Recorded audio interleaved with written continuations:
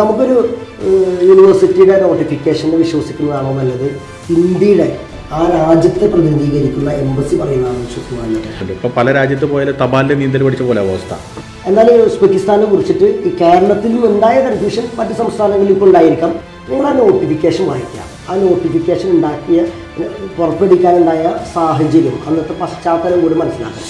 വിദേശത്ത് മെഡിക്കൽ പഠനം, ഇന്ത്യയിൽ നിന്ന് വിദേശത്തേക്ക് ഒരുപാട് കുട്ടികൾ ഒരുപാട് കാലങ്ങളായിട്ട് പോയിട്ട് 947 ഇൻഡിപെൻഡൻസ് കിട്ടിയത് മുതൽ 1956 956 ആക്ട് മുതൽ ആ സമയം മുതൽ തന്നെ ഇന്ത്യയിൽ നിന്ന് വിദേശത്ത് പ്രത്യേകിച്ച് USSR രാജ്യങ്ങളിലേക്ക് ഒരുപാട് കുട്ടികൾ പഠിക്കാൻ പോയിട്ടുണ്ട്. പക്ഷേ അന്നൊന്നും ഇല്ലാത്ത രീതിയിലുള്ള ചില കൺഫ്യൂഷൻസ് ഇപ്പോൾ ക്രിയേറ്റ് ചെയ്യപ്പെട്ടിട്ടുണ്ട്, പ്രത്യേകിച്ച് കേരളത്തിൽ.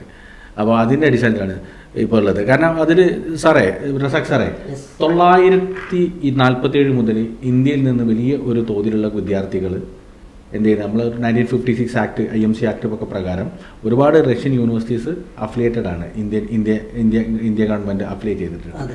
അപ്പോൾ അന്ന് മുതൽ തന്നെ ഒരു വലിയൊരു മൈഗ്രേഷൻ, അതായത് വിദേശ മെഡിക്കൽ പഠനത്തിന് വേണ്ടിയിട്ട് ഇവിടുന്ന് പോയിട്ടുണ്ട്.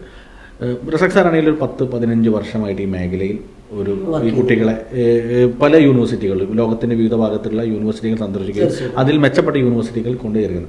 ഇപ്പോൾ ഈ 2021 ഈ സർക്കുലർ ഒരുപാട് രാജ്യങ്ങളിൽ പ്രാക്ടീസ് ചെയ്യാൻ പറ്റാത്തതാണ്. ഇന്ത്യയിൽ തിരിച്ചു വന്നാൽ FMG ഫോറിൻ മെഡിക്കൽ ഗ്രാജുവേഷൻ എക്സാമിനേഷനോ അഥവാ ഇനി നെക്സ്റ്റ് ആണെങ്കിൽ നെക്സ്റ്റ് എക്സാമോ ക്വാളിഫൈ ചെയ്യാൻ പറ്റില്ല എന്നുള്ള രൂപത്തിൽ പ്രചരണം നടക്കുന്നുണ്ട്. അതിനെപ്പറ്റി എന്താണ് അഭിപ്രായം?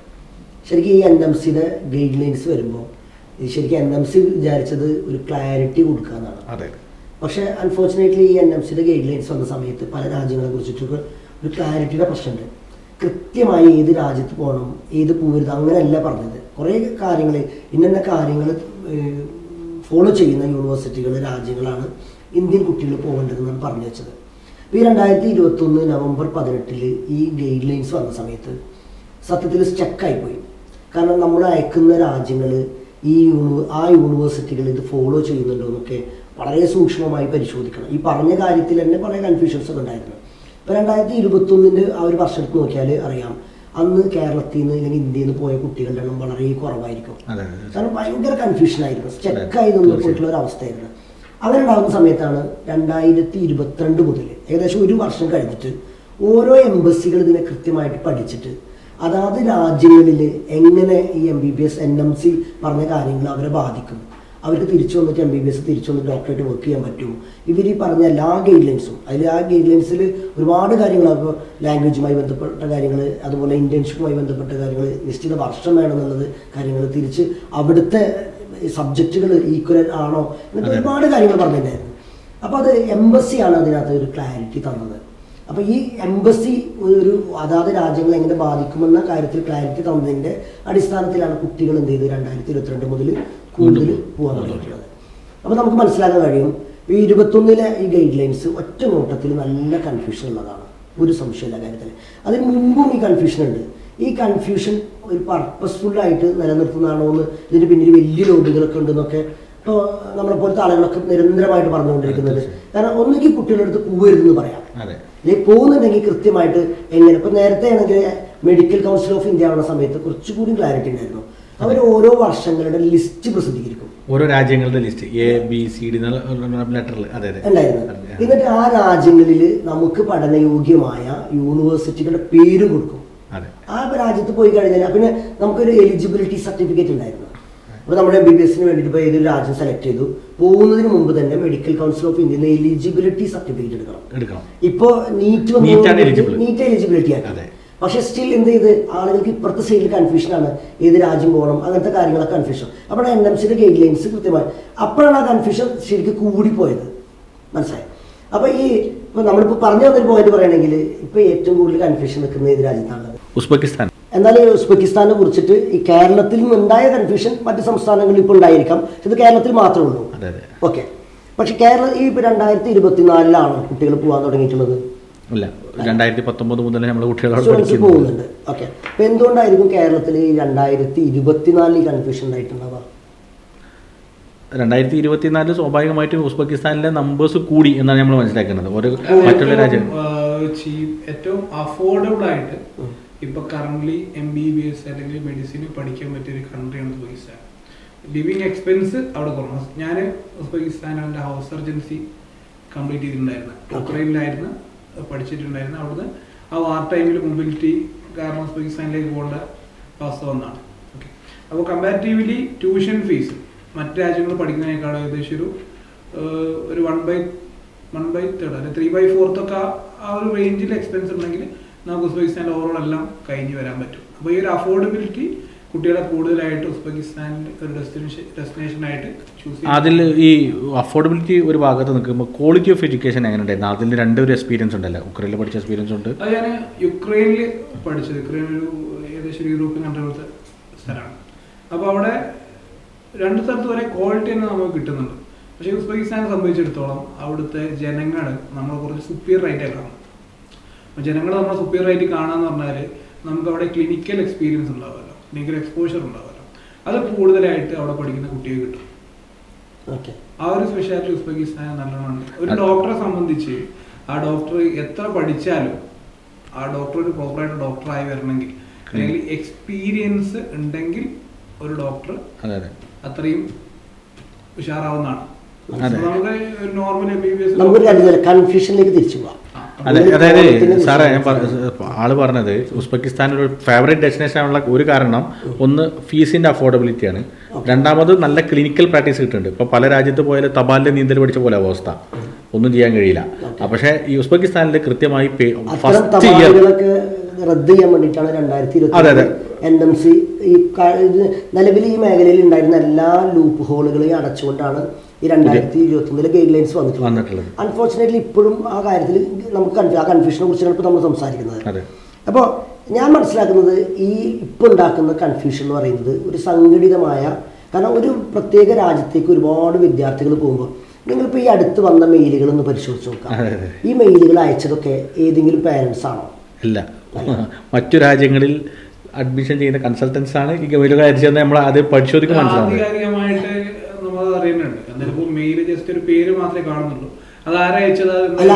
അതിൽ പറയുന്ന രണ്ട് വ്യക്തികളുണ്ട്. ഒന്ന് കേരളത്തിൽ നിന്നുള്ളതാണ്, അദ്ദേഹത്തിന് ഞാൻ നേരിട്ട് സംസാരിച്ചതാണ്. ആളുടെ ഇന്റൻഷൻ ഞാൻ കൃത്യമായിട്ട് മനസ്സിലാക്കിയത്. അപ്പോൾ ആള് മറ്റൊരു ഡെസ്റ്റിനേഷനിലേക്ക് കുട്ടികളെ കൊണ്ടുപോകാൻ വേണ്ടിയിട്ടാണ് ഈ ഉസ്ബെക്കിസ്ഥാനെ എന്ത് ചെയ്യുന്നത്, അറ്റാക്ക് ചെയ്യുന്നത്. രണ്ടിപ്പോൾ ഈ കൗർ എന്ന് പറയുന്നത് അതാണെന്നെങ്കിലും നോർത്ത് ഇന്ത്യയിലെ ഒരു വൺ ഓഫ് ദി ബെസ്റ്റ് അത്യാവശ്യം നമ്പർ ചെയ്യുന്ന കിർഗിസ്ഥാനിലേക്കൊക്കെ അഡ്മിഷൻ ചെയ്യുന്ന ഒരു ഏജന്റാണ്. റഷ്യ, കിർഗിസ്ഥാനൊക്കെ അദ്ദേഹത്തിന് മേഖല തോന്നുന്നു ചെയ്യുന്നത്. അപ്പോൾ ഇത് ഒരു സംഘടിതമായ ഒരു അറ്റാക്കിന്റെ ഭാഗമായിട്ടുള്ള കൺഫ്യൂഷനാണ്. പക്ഷേ ഈ കൺഫ്യൂഷൻ അഡ്രസ്സ് ചെയ്യൽ നമുക്ക് റെസ്പോൺസിബിലിറ്റി ഉണ്ട്. കാരണം എന്തുകൊണ്ടാണ്, നമ്മൾ ഇവിടുന്ന് സ്റ്റുഡൻസിനെ കൊണ്ടുപോകുന്നുണ്ട്. നമ്മളൊരു 10-14 വർഷമായിട്ട് ആൾക്കാരെ കൺഫ്യൂഷനുകൾ ക്ലിയർ ചെയ്തോട്ടെ. നമ്മളിവിടെ ആരെയും തിരുത്താൻ നോക്കില്ല. നമുക്ക് അറിയുന്ന കാര്യങ്ങൾ അവരായിട്ട് ഷെയർ ചെയ്യാം. ഇതിനകത്ത് വേറെ കാര്യം എന്താ വെച്ചാല് ഇവർ പറയുന്നതിൽ ഒരു ശരി ഉണ്ടെന്ന് വിചാരിക്കാം. ആ ശരിനെ എത്ര പെട്ടെന്ന് പുൽകണം നമ്മൾ. കാരണം എന്താ വെച്ചാൽ നിലവിൽ അവിടെ പഠിക്കുന്ന കുട്ടികളിൽ ഇനി എന്ത് ചെയ്യാം, റെസ്പോൺസിബിലിറ്റി നമുക്കുണ്ട്. അവിടെ പഠിക്കുന്ന കുട്ടികളിൽ ഈ വർഷം പോകുന്നു, നമുക്ക് എന്തിനു റിസ്ക് എടുക്കണം? നമ്മുടെ മുന്നിൽ ഇപ്പം എന്നെ ഞാൻ പേഴ്സണലി പറയുകയാണെങ്കിൽ 18ഓളം രാജ്യങ്ങളിൽ എൻ്റെ സ്റ്റുഡൻസ് നിലവിൽ പഠിക്കുന്നുണ്ട്. 18 രാജ്യങ്ങളിൽ. ഉസ്ബെക്കിസ്ഥാൻ ഒരു മിസ്റ്റേക്ക് ഉണ്ടെങ്കിൽ അടുത്ത നിമിഷം നമ്മൾ ഉസ്ബെക്കിസ്ഥാൻ ക്ലോസ് ചെയ്തിട്ട് നിലവിൽ അഡ്മിഷൻ എടുത്ത കുട്ടികൾ ഉൾപ്പെടെ മറ്റൊരു രാജ്യത്തേക്ക് നമ്മൾ മാറ്റാൻ ശ്രമിക്കുക.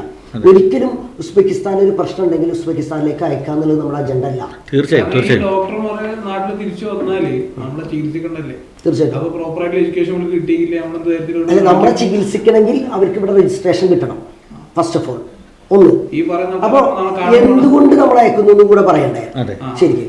അപ്പോൾ ഞാൻ പറഞ്ഞു തന്നത് എന്താണെന്ന് വെച്ച് കഴിഞ്ഞാൽ ഇപ്പോൾ 2022 എന്ത് ചെയ്യുന്നത്, എംബസി ഇത്തരത്തിലൊരു നോട്ടിഫിക്കേഷൻ തരുന്നത്. നിങ്ങൾ ആ നോട്ടിഫിക്കേഷൻ വായിക്കുക. ആ നോട്ടിഫിക്കേഷൻ പുറപ്പെടുവിക്കാനുണ്ടായ സാഹചര്യം, അന്നത്തെ പശ്ചാത്തലം കൂടി മനസ്സിലാക്കണം. 2021 എന്ത് ചെയ്യുന്നത്, ഗൈഡ് ലൈൻസ് വരുന്നത്. അപ്പോഴാണ് ഞാൻ നേരത്തെ പറഞ്ഞ പോലെ എല്ലാവരും സ്റ്റക്കായത്. ഏത് രാജ്യത്തേക്ക് പോകണം എന്നുള്ളതിനെ കുറിച്ച് ഭയങ്കര കൺഫ്യൂഷനായി. അവിടെ ഈ കാര്യങ്ങളൊക്കെ പാലിക്കുന്നുണ്ടോ എന്നുള്ളതും പ്രശ്നമായി. അപ്പോഴാണ് എന്ത് ചെയ്യുന്നത്, എംബസി കൃത്യമായിട്ട് 2022 ഡിസംബർ 1 ആ നോട്ടിഫിക്കേഷൻ ഒന്ന് വായിക്കണം. എംബസി പറയുന്നത് അതെ, therefore Indian students are fully enrolled in the 6-year therapeutic programs. The 6-year program meets all the requirements established by the National Medical Commission of India. Duration of training and the periods allotted for practice. After the completing this education program, the graduates will have the right to practice medicine in the territory of the republic of Uzbekistan. Okay, വളരെ clear ആണ്. ഇതിന്റെ ഒരു പശ്ചാത്തലം കൂടെ നമ്മൾ മനസ്സിലാക്കണം. ഇതിന് മുമ്പ് ഒരു സ്റ്റോറി ഉണ്ട്. ആ സ്റ്റോറി എന്താണെന്ന് വെച്ച് കഴിഞ്ഞാൽ ഇപ്പോൾ ഈ സ്ഥാൻ കൺട്രികളുണ്ടല്ലോ, അതുപോലെ ചൈന, ബംഗ്ലാദേശ്, ഇങ്ങനത്തെ കുറേ രാജ്യങ്ങൾ 5 year ആയിരുന്നു MBBS പ്രോഗ്രാം. നമുക്ക് അന്നൊക്കെ നമ്മൾ ചൈനയിലേക്കൊക്കെ സ്റ്റുഡൻസിനെ വിടുന്ന സമയത്ത് ഓപ്ഷണൽ ഇന്റേൺഷിപ്പ് ഒക്കെ കുട്ടികൾ അട്രാക്ട് ചെയ്യും. കാരണം അവർക്ക് 1 year സേവ് ചെയ്യാൻ പറ്റും. അവിടെ ഇന്റേൺഷിപ്പ് ചെയ്യാതെ അവർക്ക് ഇവിടെ വന്നിട്ട് രജിസ്റ്റർ ചെയ്യാൻ പറ്റുന്ന സിറ്റുവേഷൻ ഒക്കെ ഉണ്ടായിരുന്നു. ഈ 2021 ഗൈഡ് ലൈൻസ് വന്നപ്പോഴാണ് ഇന്റേൺഷിപ്പ് ആ രാജ്യത്ത് കമ്പൽസറി ആക്കിയത്. അപ്പോൾ അന്നത്തെ ഈ 2021 ഈ ഗൈഡ് ലൈൻസ് വന്ന സമയത്ത് ഇപ്പോൾ കസാക്കിസ്ഥാൻ ആണെന്നുണ്ടെങ്കിലും ഇങ്ങനത്തെ സ്ഥാൻ കൺട്രികളിലൊക്കെ ഇന്റേൺഷിപ്പ് ഇല്ല എന്നുള്ളതാണ് അന്ന് ഒരു പ്രശ്നമായിട്ട് ഉയർത്തിക്കാട്ടിയത്. കാരണം അവർക്ക് 5 year പ്രോഗ്രാം കഴിഞ്ഞ് നാട്ടിലേക്ക് വരാം, ഇന്റേൺഷിപ്പ് ഇല്ലല്ലോ എന്നുള്ളതാണ് പ്രശ്നം. ഇപ്പോഴ് പല കാര്യങ്ങളും പല വീഡിയോകളൊക്കെ ഞാൻ കണ്ടതെന്ന് വെച്ചാൽ അവിടെ ഇന്റേൺഷിപ്പ് ഇൻക്ലൂഡിങ് ആണെന്നാണ്. ഇപ്പൊ 2021 ഇന്റേൺഷിപ്പ് ഇല്ല എന്ന് പറയുമ്പോൾ ഇപ്പൊ പറയുന്നത് ഇൻക്ലൂഡിങ്. അന്നേരം നമുക്ക് ഓപ്ഷണൽ ആയിരുന്നു. ശരിക്കും 5 year പ്രോഗ്രാമാണ്, MBBS പ്രോഗ്രാമാണ് ആ രാജ്യങ്ങളിൽ ഫോളോ ചെയ്യുന്നത്. അതൊരു വ്യക്തത എൻ്റെ ഒരു അറിവിലുള്ളൊരു കാര്യമാണ്. ഞാൻ ഉക്രൈനിലല്ല പഠിച്ചത്. അവിടെ എനിക്ക് കിട്ടുന്ന ഡിഗ്രിയിൽ 6 വർഷത്തെ കോഴ്സാണ് വരുന്നത്. അവിടെ റൊട്ടേറ്ററി ഇന്റേൺഷിപ്പ് എന്ന് പറഞ്ഞിട്ടുള്ള രീതിയിലാണ് ഇന്റേൺഷിപ്പ് കൊടുത്തിരുന്നത്. അതായത് 6 വർഷത്തിൻ്റെ ഉള്ളിൽ ഓരോ വർഷത്തെ ഇന്ന സബ്ജക്റ്റ് ആഡ് ചെയ്തിട്ട്, ക്ലിനിക്കൽ സബ്ജക്റ്റ് ആഡ് ചെയ്തിട്ട് ഓവറോൾ ഒരു ഇന്റേൺഷിപ്പ് സർട്ടിഫിക്കറ്റ് ആയിട്ട് കൊടുക്കുകയാണ് ഇന്റേൺഷിപ്പ്. അപ്പോൾ റൊട്ടേറ്ററി ഇന്റേൺഷിപ്പ് എന്നതിന് പറയാം. അപ്പോൾ NMCന്റെ 2021 നിയമപ്രകാരം കുട്ടികൾ പഠിച്ച് കഴിഞ്ഞിട്ട് സെപ്പറേറ്റ് 1 വർഷം ഇന്റേൺഷിപ്പ് കൊടുക്കണമെന്നുണ്ട്. കോഴ്സിന്റെ ഇടയിലല്ല, സെപ്പറേറ്റ് ആയിട്ട്. ഉദാഹരണം പറയുകയാണെങ്കിൽ മോൾഡോവയിൽ സെയിം ആണ്, 6 വർഷത്തെ പ്രോഗ്രാമാണ്. അതിൽ റൊട്ടേറ്ററി ഇന്റേൺഷിപ്പാണ് വരുന്നത്. അപ്പൊ ഇന്ത്യയുടെ നിയമപ്രകാരം 1 year എക്സ്ട്രാ കുട്ടി അവിടെ എന്ത് ചെയ്യണം, ഇന്റേൺഷിപ്പ് ചെയ്യണം. അപ്പൊ അത് മോൾഡോവ കൃത്യമായിട്ട് ഈ NMCയുടെ ഗൈഡ് ലൈൻസിന്റെ പശ്ചാത്തലത്തിൽ അവർ പറഞ്ഞു. ഇപ്പൊ നമ്മൾ പറയുന്നത് കുട്ടികളടുത്ത് നിങ്ങൾക്ക് 7 വർഷം അവിടെ സ്പെൻഡ് ചെയ്യാൻ കഴിയുമെങ്കിലാണ് മോൾഡോവയിൽ പോകാൻ പാടുള്ളൂ. 1 year നാട്ടിൽ വന്നിട്ടുള്ള ഇന്റേൺഷിപ്പ് ചെയ്യണം. 8 വർഷം. അപ്പൊ ഏതൊരു രാജ്യമാണെന്നുണ്ടെങ്കിലും ഈ NMCയുടെ ഗൈഡ് ലൈൻസിന്റെ പശ്ചാത്തലത്തിൽ ഇന്ത്യൻ വിദ്യാർത്ഥികൾക്ക് വേണ്ടി പ്രത്യേകിച്ച് എന്ത് ചെയ്തിട്ടുണ്ട്, നിയമങ്ങളിലും ക്ലാരിറ്റി കൊടുത്തിട്ടുണ്ട്. ഈ ക്ലാരിറ്റി കൊടുക്കുന്നത് ആരാണ്? എംബസികളാണ്. അപ്പൊ നമുക്കൊരു യൂണിവേഴ്സിറ്റിയുടെ നോട്ടിഫിക്കേഷനെ വിശ്വസിക്കുന്നതാണോ നല്ലത്, ഇന്ത്യയുടെ ആ രാജ്യത്തെ പ്രതിനിധീകരിക്കുന്ന എംബസി പറയുന്നതാണോ വിശ്വസിക്കുന്നത് നല്ലത്? ഫസ്റ്റ് ഓഫ് ഓൾ ഒരു എംബസിന്റെ കടമ എന്തൊക്കെയാണ്? ഇപ്പൊ രാജ്യത്ത് ഇന്ത്യൻ എംബസി എന്തിനാണ് കടമ പറയുന്നതിന് മുമ്പ് ഞാൻ ചോദിച്ചു, നിങ്ങൾ FMG ഫസ്റ്റ് അറ്റംപ്റ്റിൽ പാസ്സായി, ഇപ്പൊ നിങ്ങളുടെ ഇന്ത്യയിലെ രജിസ്ട്രേഷൻ പ്രോസസ്സിൽ എംബസിയുടെ റോൾ എന്താണ്? ഫസ്റ്റ് ഓഫ് ഓൾ നമ്മളിപ്പോൾ FMG എക്സാം കഴിഞ്ഞു. FMG എക്സാം കഴിഞ്ഞതിന് ശേഷം നമുക്കൊരു ഡേറ്റ് കിട്ടും. ആ ഡേറ്റ് നമ്മൾ ഡൽഹിയിൽ പോയിട്ട് ഡൽഹി NMC പോയിട്ട് നമ്മുടെ പാസ് സർട്ടിഫിക്കറ്റ് കളക്ട് ചെയ്യണം. ഈ പാസ് സർട്ടിഫിക്കറ്റ് കളക്ട് ചെയ്തതിന് ശേഷം നമ്മൾ കേരളത്തിൽ വരാം. ഇതിൻ്റെ കൂടെ കുറച്ച് ഡോക്യുമെൻറ്റ്സ് എക്സ്ട്രാ സബ്മിറ്റ് ചെയ്യാണ്ട്, അതായത് +2 സർട്ടിഫിക്കറ്റ്, അതുപോലെ തന്നെ 10th സർട്ടിഫിക്കറ്റ്സ്, പിന്നെ കുറച്ച് അപ്പോസ്റ്റൽ കാര്യങ്ങൾ, കുറച്ച് ഡോക്യുമെൻറ്റ്സ്, പിന്നെ പാസ്പോർട്ടിൻ്റെ നമ്മൾ പോയി വന്നതിൻ്റെ ആ ഒരു യാത്രേൻ്റെ കാര്യങ്ങൾ, ഈ കംപ്ലീറ്റ് രേഖകൾ നമ്മൾ സ്കാൻ ചെയ്തിട്ട് ഗസറ്റ് ഓഫീസർ കൊണ്ട് സൈൻ ചെയ്തതിന് ശേഷം നമ്മൾ KSMCയിൽ കൊണ്ട് സബ്മിറ്റ് ചെയ്യണം. അതിൻ്റെ കൂടെ ഇത് ഫോം നമ്മൾ അപ്ലോഡ് ചെയ്യുകയും ചെയ്യണം. കേരള സ്റ്റേറ്റ് മെഡിക്കൽ കൗൺസിലിലേക്ക് അപ്ലോഡ് ചെയ്യുകയും ചെയ്യണം. TCMC ഇപ്പോൾ KSMC. അപ്പോൾ അതിനുശേഷം ഈ KSMC എന്താക്കും, നമ്മുടെ ഈ ഒരു ഡിഗ്രി ഏത് യൂണിവേഴ്സിറ്റിയാണ് നമ്മളവിടെ കൊടുത്തത് ആ യൂണിവേഴ്സിറ്റിയിലേക്ക് KSMC മെയിൽ ചെയ്യും. അതിന് യൂണിവേഴ്സിറ്റി വെരിഫിക്കേഷൻ എന്ന് പറയും. ഫസ്റ്റ് യൂണിവേഴ്സിറ്റി വെരിഫിക്കേഷൻ കഴിയും. യൂണിവേഴ്സിറ്റി വെരിഫിക്കേഷൻ കഴിഞ്ഞ ശേഷം അടുത്ത സ്റ്റെപ്പ് എംബസി വെരിഫിക്കേഷനാണ് വരുന്നത്. ഞാനിപ്പോൾ ഏത് രാജ്യത്താണോ പഠിച്ചിറങ്ങിയത് ആ രാജ്യത്തെ എംബസിക്ക് KSMC മെയിൽ പോകും. എൻ്റെ ഇപ്പോൾ എംബസി വെരിഫിക്കേഷനിൽ പെൻഡിങ് ആയിട്ടുള്ള യുക്രൈൻ എംബസിയാണ്. അപ്പോൾ ആ വാറിൻ്റെ സിറ്റുവേഷനൊക്കെ കാരണം കുറച്ചൊരു ലാഗ് ഉണ്ട് അതിൽ. അപ്പോൾ എംബസി വെരിഫിക്കേഷൻ ആ ഒരു രീതിയിൽ അതിൻ്റെ ഡോക്യുമെൻറ്റേഷനും സ്റ്റക്കാണ്. കാരണം ഞാനിപ്പോൾ 3 ദിവസം മുന്നേ ഞാൻ എംബസിക്ക് മെയിൽ അയച്ചിട്ടുണ്ട്. അപ്പോൾ എംബസി എനിക്ക് റിപ്ലൈ തന്നിട്ടുണ്ട്. അപ്പോൾ നമ്മുടെ ഈ അതോറിറ്റികൾ ഡിപ്പെൻഡ് ചെയ്യുന്നത് ആരെയാണ്? എംബസിനെയാണ് ഡിപ്പെൻഡ് ചെയ്യുക. കാരണം ഒരു ഫോറിൻ സിറ്റിസൺ ഒരു രാജ്യത്ത് പോവുകയാണെങ്കിൽ ആ സിറ്റിസന്റെ മദർ കൺട്രിയാണ് ആ സിറ്റിസന്റെ ഉത്തരവാദിത്തങ്ങൾ ഏറ്റെടുക്കുക. അപ്പോൾ ആ സിറ്റിസന്റെ കാര്യങ്ങൾ നോക്കുമ്പോൾ ഇപ്പോൾ ഫോർ എക്സാമ്പിൾ വാർ ടൈമിൽ, ഇപ്പോൾ ഞാൻ വാർ ടൈമിൽ യുക്രൈനിൽ ഉണ്ടായിരുന്ന ആളാണ്. ആ വാർ ടൈമിൽ ഞങ്ങൾക്ക് നാട്ടിലേക്ക് വരേണ്ട കംപ്ലീറ്റ് കാര്യങ്ങൾ, ട്രെയിൻ അറേഞ്ച്മെന്റ് കാര്യങ്ങൾ, അതുപോലെ തന്നെ അവിടുന്ന് അതിന് ശേഷമുള്ള എയർലിഫ്റ്റ് കാര്യങ്ങൾ, ഇതൊക്കെ നമുക്ക് അറേഞ്ച് ചെയ്ത് തന്നത് അതാത് രാജ്യത്തെ ഇന്ത്യൻ എംബസിയാണ്. ഫസ്റ്റ് യുക്രൈൻ എംബസി നമുക്ക് യുക്രൈനിൽ പുറത്തോട്ട് കിടക്കേണ്ട ട്രെയിന് ഹംഗറി പോയി ആ ഇന്ത്യൻ എംബസിയായിട്ട് കോർഡിനേറ്റ് ചെയ്ത് റെഡിയാക്കി തന്നു കീവിലുള്ള. അതിനുശേഷം ഹംഗറിയിൽ പോയി ബുഡാപെസ്റ്റിൽ ഇന്ത്യൻ എംബസിയായിട്ട് അത് കോർഡിനേറ്റ് ചെയ്തു. അവിടുന്ന് നാട്ടിലേക്ക് എയർലിഫ്റ്റ് കാര്യങ്ങൾ ചെയ്തു തന്നു. അപ്പോൾ ഈ കോവിഡ് ടൈമിൽ ചൈനയിലുള്ള കുട്ടികളെ നാട്ടിലേക്ക് കൊണ്ടുവന്നു ഇന്ത്യൻ എംബസിയൊക്കെ ഇടപെട്ടിട്ടാണ്. തീർച്ചയായിട്ടും. ഓക്കെ. അപ്പോൾ ഇന്ത്യൻ എംബസിക്ക് ആ രാജ്യത്തെ സിറ്റിസൺസ് പുറത്തുണ്ടെങ്കിൽ ആ സിറ്റിസൺസിന്റെ കാര്യങ്ങൾ നോക്കൽ ഈ ഒരു ഇന്ത്യൻ എംബസിയുടെ കടമയാണ്. അതിനാണ് അത് ഇന്ത്യൻ എംബസി ഉള്ളത്. അപ്പൊ ആ കാര്യങ്ങൾ അവർ പ്രോപ്പറായിട്ട് ചെയ്യുന്നുണ്ട്. ഇതിന് വേറൊരു ഉദാഹരണം പറയാം. അപ്പൊ നമുക്ക് ഫിലിപ്പീൻസ് അറിയാം. ഫിലിപ്പീൻസിൽ കേരളത്തിൽ നിന്ന് ഒരുപാട് ഡോക്ടേഴ്സ് പഠിച്ചിറങ്ങി പ്രാക്ടീസ് ചെയ്യുന്നുണ്ട്, സക്സസ്ഫുൾ ആയിട്ട്. എന്തുകൊണ്ടാണ് 2021 ശേഷം ഫിലിപ്പീൻസിലേക്ക് കുട്ടികൾ പോകാത്തത്? കൃത്യമായി എംബസി അതിന് നോട്ടിഫിക്കേഷൻ ഇറക്കിയിട്ടുണ്ട് ഞാൻ മനസ്സിലാക്കുന്നത്. എംബസിയുടെ വെബ്സൈറ്റിൽ നൽകുന്ന നിർദ്ദേശം അവർക്ക് ഒരു അഡ്വൈസറി നൽകിയിട്ടുണ്ട്. അത് വായിക്കുമ്പോൾ നമുക്ക് മനസ്സിലാവും NMCയുടെ ഗൈഡ് ലൈൻസ് ഫോളോ ചെയ്യാത്ത ഒരു രാജ്യമാണ് ഫിലിപ്പീൻസ്. അതിന്റെ കാര്യങ്ങളൊക്കെ നടക്കുന്നുണ്ട്. കുറച്ച് കാര്യങ്ങളുണ്ട് നടക്കുന്നുണ്ട്.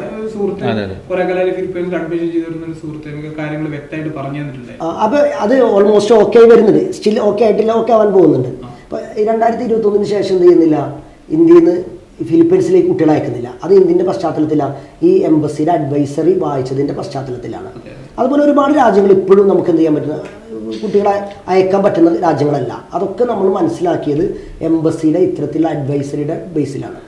അപ്പോൾ ഏതൊരു രാജ്യത്തേക്ക് കുട്ടികളെ അയക്കുന്നുണ്ടെങ്കിലും സ്വാഭാവികമായിട്ട് ആ രാജ്യത്ത് ഈ NMCയുടെ ഗൈഡ് ലൈൻസ് എങ്ങനെ ബാധിക്കുന്നു, എങ്ങനെ സ്വാധീനിക്കുന്നു, തിരിച്ചൊന്ന് രജിസ്റ്റർ ചെയ്യാൻ കഴിയുമോ, ഇതിൻ്റെയൊക്കെ റെസ്പോൺസിബിലിറ്റി, ഇതൊക്കെ പറയാൻ അർഹതപ്പെട്ട ആളുകൾ എന്ന് പറയുന്നത് എംബസി തന്നെയാണ്. പക്ഷേ നമ്മളിപ്പോൾ റീസെൻ്റ്ലി കണ്ടുവരുന്ന കുറച്ച് വീഡിയോസ്, ഒരു ട്രെൻഡായിട്ട് നിൽക്കുന്ന കുറച്ച് വീഡിയോസ്, അതിൽ നമ്മൾ അതായത് വ്യക്തികൾ ഈ ഒരു ഉസ്ബെക്കിസ്ഥാന്റെ കേസ് സെപ്പറേറ്റ് എടുത്ത് പറയുന്നുണ്ട്. അപ്പോൾ അതിൽ എംബസി പറയുന്ന കാര്യങ്ങൾ ക്ലാരിറ്റി ഇല്ല. അതൊരു സത്യസന്ധമായ കാര്യം തന്നെയാണ്. പക്ഷേ നമുക്ക് ഇത് ഞാൻ പറഞ്ഞില്ല, ആ പശ്ചാത്തലം കൂടെ നമുക്ക് മനസ്സിലാകും. 2022 നമുക്ക് December 1 വന്നിട്ടുള്ളത്. അത് ഈ NMC ഗൈഡ് ലൈൻസ് എങ്ങനെ ബാധിക്കുന്നു എന്നുള്ളതിന്റെ കൃത്യമായിട്ട് മനസ്സിലായി. അതിൽ പറഞ്ഞത് എല്ലാ കാര്യങ്ങളും ഫോളോ ചെയ്യുന്നു എന്നുള്ളൊരു പദമാണ് ഉപയോഗിച്ചിട്ടുള്ളത്. എല്ലാ കാര്യങ്ങളും ഫോളോ ചെയ്യുന്നു. ഇനി അവിടെ ഇത് ഫോളോ ചെയ്യുന്നില്ല. അവിടെ 3000-ഓളം കുട്ടികൾ പഠിക്കുന്നത്. എത്ര കുട്ടികൾ പഠിക്കുന്നുണ്ടാവും?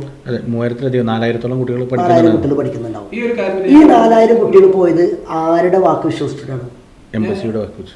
അപ്പൊ ഇതൊരു ചെറിയ കാര്യമാണോ? ഈ എംബസി ഇത്തരത്തിൽ ഗവൺമെന്റ് ഒഫീഷ്യൽ രേഖകളിൽ നമുക്ക് ഇപ്പോഴും ആ ലിങ്ക് ക്ലിക്ക് ചെയ്തിട്ടുണ്ടെങ്കിൽ കാണാൻ കഴിയുന്ന രൂപത്തിൽ, വിസിബിൾ ആവുന്ന രൂപത്തിൽ ആ വെബ്സൈറ്റിൽ നിലനിൽക്കണം. ആ വെബ്സൈറ്റിൽ നമുക്ക് ആർക്കെങ്കിലും എഡിറ്റ് ചെയ്യാൻ കഴിയും. അത് മാത്രമല്ല, കഴിഞ്ഞ ഒരു 4 ദിവസം മുമ്പ് അയച്ച ഇമെയിലിനും എംബസി റിപ്ലൈ ചെയ്തുള്ളത് 2022 ഈ ഇൻഫർമേഷൻ നോക്കാനാണ്, വെബ്സൈറ്റിലുണ്ട്, അത് നോക്കാനാണ് എംബസി പറയുന്നത്. അത് 4 days ബാക്ക്. NMCയുടേതും എംബസിയുടേതും കാര്യങ്ങളിൽ ഒരു ചെറിയ ക്ലാരിഫിക്കേഷൻ. എൻ്റെ പേഴ്സണലായിട്ടുള്ള എൻ്റെ ഒരു അനുഭവമാണ്. നമ്മുടെ കുറച്ച് ജൂനിയേഴ്സ് 2021 വാർ ടൈമിൽ യുക്രൈനിലേക്ക് അഡ്മിഷൻ എടുത്ത കുട്ടികളാണ്. അപ്പോൾ അവരവിടെ എത്തിയിരുന്നത് ഈ November 18 ശേഷം, 2023 November 18 നിയമങ്ങൾ വന്നിട്ടുണ്ടായിരുന്നത്. അതിനുശേഷം വന്ന കുട്ടികളതിന് മെജോറിറ്റി ഉണ്ടായിരുന്നത്. അപ്പോൾ ആ കുട്ടികൾക്ക് ട്രാൻസ്ഫർ പോസിബിൾ അല്ല. വാർ സിറ്റുവേഷനുള്ള കുട്ടികൾക്ക് ആ സമയത്ത് ട്രാൻസ്ഫർ പോസിബിൾ അല്ല. ഫസ്റ്റ് ഇയർ തൊട്ട് പഠിക്കേണ്ടി വരും എന്നൊരു കാര്യം ഉണ്ടായിരുന്നു. അപ്പോൾ ഈ ഒരു കുട്ടികൾ യുക്രൈനിൽ നിന്ന് ട്രാൻസ്ഫർ ആയിട്ടല്ല ഉസ്ബെക്കിസ്ഥാനിലേക്ക് പോയിട്ടുള്ളത്. ഉസ്ബെക്കിസ്ഥാനിൽ അവർ ഫസ്റ്റ് ഇയർ ഓൺവേർഡ്സ് റീസ്റ്റാർട്ടാണ് ചെയ്തത്, NMCയുടെ നിയമങ്ങൾ പ്രോപ്പറായിട്ട് പാലിക്കാൻ വേണ്ടിയിട്ട്. അന്ന് ആ കുട്ടികളെ ഉസ്ബെക്കിസ്ഥാനിലേക്ക് കൊണ്ടുപോയത് ഇന്ത്യൻ എംബസിയും അതുപോലത്തെ അധികൃതരൊക്കെ ഉൾപ്പെട്ട ടീമാണ്. അത് എനിക്ക് തോന്നുന്നു ന്യൂസ് പേപ്പറിലും ചാനലിലൊക്കെ ഒരു ചർച്ചയായ വിഷയമാണ്. കാരണം ആ ഒരു വാർ ടൈമിൽ നാട്ടിൽ വന്ന് ബുദ്ധിമുട്ടായ കുട്ടികൾക്ക് ഒരു കൈത്താങ്ങായിട്ട് ഉസ്ബെക്കിസ്ഥാൻ ഇന്ന കാര്യങ്ങൾ കൊടുത്തു.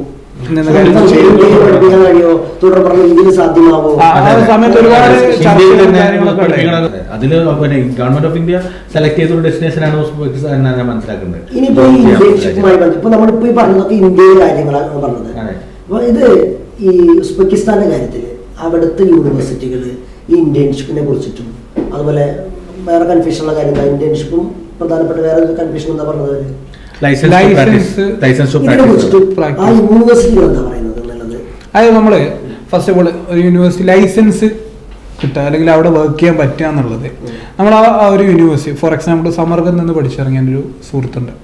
ആ സുഹൃത്തിൻ്റെ സർട്ടിഫിക്കറ്റിൻ്റെ ഒരു കോപ്പി എൻ്റെ കയ്യിലുണ്ട്. 5(2) പറയുന്നത് gives the right to carry out professional activity ബ്രാക്കറ്റിൽ employment according to the level of education and qualification by the speciality. എന്ന് വെച്ചാൽ അവിടെ പഠിച്ചു കഴിഞ്ഞ് ഈ സർട്ടിഫിക്കറ്റ് കിട്ടിയതിന് ശേഷം ഇതിൻ്റെ ക്വാളിഫിക്കേഷൻ എന്താണോ അതിനനുസരിച്ചുള്ള എംപ്ലോയ്മെൻറ്റ്, ജോലി, പ്രൊഫഷണൽ എന്താ പറഞ്ഞാൽ പ്രൊഫഷണൽ ആക്ടിവിറ്റി എന്ന് വെച്ചാൽ ഈ ഒരു പഠനമായിട്ട് ബന്ധപ്പെട്ട് എന്ത് ജോലിയാണോ ഈ കുട്ടിക്ക് അവിടെ ചെയ്യാൻ പറ്റുക, ആ ജോലി അവിടെ ചെയ്യാൻ പറ്റും. ആ ജോലി ചെയ്യണമെങ്കിൽ ലൈസൻസ് വേണം. കുട്ടി ഇപ്പം PG കഴിഞ്ഞാണെങ്കിൽ സ്പെഷ്യലിസ്റ്റ് ആയിട്ട് വർക്ക് ചെയ്യാം. ഇപ്പൊ MBBS കഴിഞ്ഞ കുട്ടിക്ക് കാർഡിയോളജിസ്റ്റ് ആയിട്ട് വർക്ക് ചെയ്യാൻ പറ്റില്ലല്ലോ, അതിന് PG സെപ്പറേറ്റ് ചെയ്യണം. ആദ്യം ഡോക്ടറെ, ഉസ്ബെക്കിസ്ഥാനിലെ ഒരു എഡ്യൂക്കേഷൻ സിസ്റ്റം ഒന്ന് എക്സ്പ്ലെയിൻ ചെയ്യുമോ? ഉസ്ബെക്കിസ്ഥാനിലെ എഡ്യൂക്കേഷൻ സിസ്റ്റം എന്ന് പറഞ്ഞാൽ നമുക്ക് ഫസ്റ്റ് ഓഫ് ഓൾ ഇപ്പോൾ 2022 ആ പ്രസിഡന്റ് പറഞ്ഞ പ്രകാരം തെറാപ്യൂട്ടിക് വർക്ക് പ്രോഗ്രാമിലേക്ക് ആ കുട്ടികളെ എൻറോൾ ചെയ്യാം. അതിലെന്താ മിനിസ്ട്രി, അവിടുത്തെ ഉസ്ബെക്കിസ്ഥാൻ മിനിസ്ട്രി അലോട്ട് ചെയ്ത കാര്യങ്ങളാണ്. 5 വർഷത്തെ കോഴ്സാണ്, 1 വർഷത്തെ ഇന്റേൺഷിപ്പാണ്, കാര്യങ്ങളാണ്.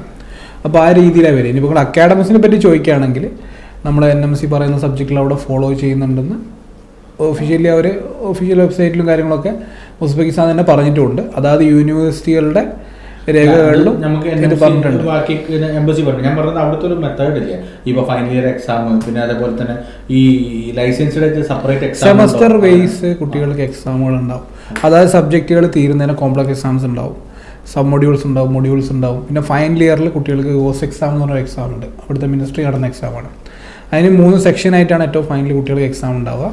ഒന്ന്, ഒരു ഹോസ്പിറ്റലിൽ പോയിട്ട് ഒരു രോഗീനെ കാണിച്ച് ആ ഒരു രോഗീൻ്റെ അസുഖം എന്താണെന്ന് നമ്മളവിടുന്ന് ഡയഗ്നോസ് ചെയ്ത് പറയണം. അത് നമ്മൾ എന്താക്കണം, എഴുതി അതിൻ്റെ ഹിസ്റ്ററി അടക്കം എഴുതിയിട്ട് അത് സബ്മിറ്റ് ചെയ്യാം ഫസ്റ്റ്. അത് കഴിഞ്ഞതിന് ശേഷം കുട്ടികൾക്ക് കമ്പ്യൂട്ടർ ബേസ്ഡ് ഒരു MCQ എക്സാം ഉണ്ടാവും.